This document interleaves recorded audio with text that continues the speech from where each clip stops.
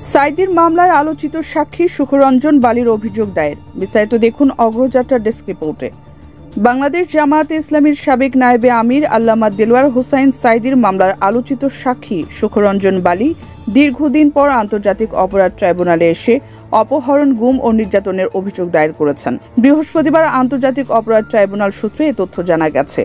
দেলোয়ার হোসাইন সাইদির মামলার আলোচিত সাক্ষী সুখরঞ্জন বালি অভিযোগ দেওয়ার পর বলেন, সাইদি একজন ভালো লোক ছিলেন, তার জানাজায় গিয়েছিলাম আমি।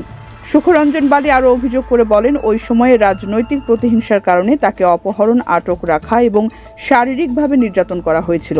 এই ঘটনায় আইনি প্রতিকার পাওয়ার তার অধিকার রয়েছে। তিনি প্রসিকিউশন অফিসে এ সংক্রান্ত পূর্ণ বিবরণ সহ লিখিত অভিযোগপত্র জমা দিয়েছেন। আন্তর্জাতিক অপরাধ ট্রাইব্যুনালের চিফ প্রসিকিউটর বরাবর এ অভিযোগ দায়ের করেন বলেও জানা গেছে। সুখরঞ্জন বালি সাংবাদিকদের বলেন, সাইদির বিরুদ্ধে সাক্ষী দেওয়ার জন্য প্রসিকিউশন পক্ষ থেকে চাপ দেওয়া হয় তাকে। 2012 সালের 5ই নভেম্বর সাক্ষ্য দিতে আসলে সাদা পোশাকধারী পুলিশ মাইক্রোবাসে করে তাকে তুলে নিয়ে যায়। গুম করে রাখা হয় 2 মাস 17 দিন। পরে সীমান্ত পার করে ভারতে পাঠিয়ে দেওয়া হয় তাকে। তখন ভারতে 5 বছর জেলে ছিলেন তিনি।